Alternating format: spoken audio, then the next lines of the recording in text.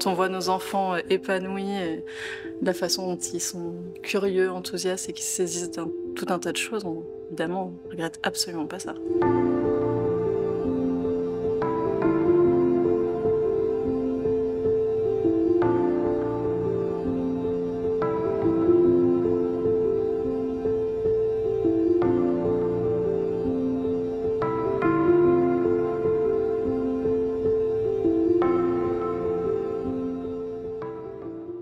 J'ai exercé la fonction d'éducateur spécialisé pendant longtemps.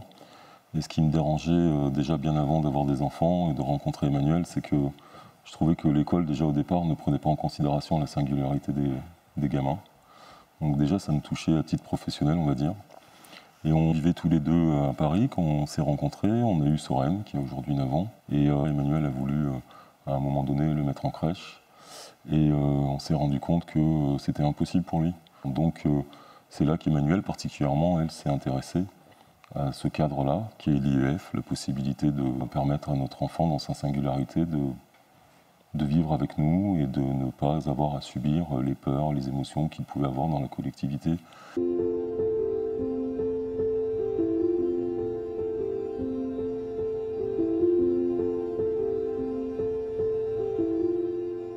y avait vraiment quelque chose qui nous crispait dans ce côté de demander l'autorisation de faire. Voilà. Et du coup, quand Ramine et Marjorie ont lancé le mouvement Enfance Libre et ont fait leur déclaration, on s'est rendu compte que c'est vraiment ce qui résonnait en nous et que c'était là qu'on se sentait aligné. Et voilà, c'était sans appel et sans hésitation. On avait eu aussi cette idée que c'était une démarche collective, quoi. Et je pense qu'on n'est pas de nature égoïste et qu'on avait cette envie aussi de le faire avec les autres. Voilà. Et pour les autres enfants.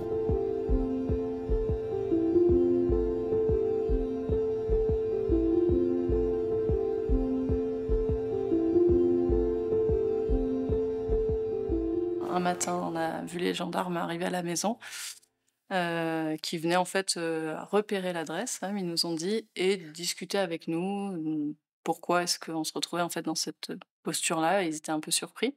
Donc il y a eu un échange très cordial avec eux au final. Et intéressés.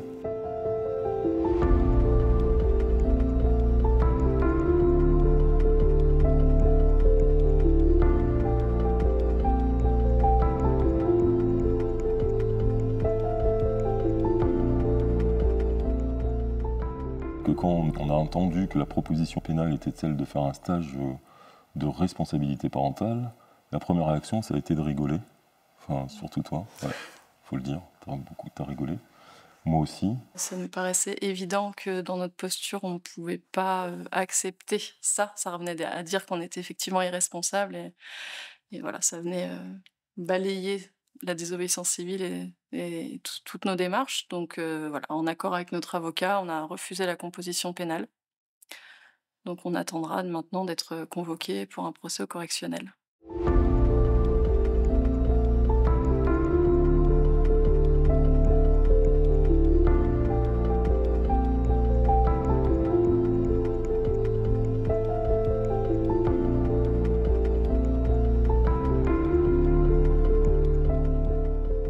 Les dernières nouvelles étaient que l'assistante sociale qui a fait notre enquête sociale a préconisé dans ses conclusions une mesure judiciaire d'investigation éducative qui, d'après ses dires, serait sur le seul motif qu'elles sont inquiètes quant à l'instruction de notre aîné. Après nous avoir dit au premier entretien qu'elles ne jugeraient pas de l'instruction parce que ça ne rentrait pas dans leurs compétences. C'est 5 à 6 mois d'enquête sociale. C'est pénible pour les parents, les familles et pour les enfants. Donc la première question, ça a été de dire comment on va protéger encore, alors que la première qui s'est passée en 3 temps a été douloureuse. Pour les enfants, ils en ont bavé, voilà, pour être clair. Et ça leur a fait peur, quoi. Donc je suis en colère contre cette institution et ces personnes. Maintenant, ce que je sais de là où j'en suis, il faudrait approfondir la question, c'est qu'il ne me semble pas que cette situation-là soit de la compétence de la protection de l'enfance. Et que, globalement, un enfant qui ne sait pas lire à 8 ans, 9 ans, 10 ans, 11 ans, 12 ans, il est hors norme pour le système éducatif actuel, mais il n'est pas en danger. Donc je ne sais pas ce que ça fout là. Mais ils vont me l'expliquer, ils vont nous l'expliquer, et ils ont intérêt à le faire bien. Voilà.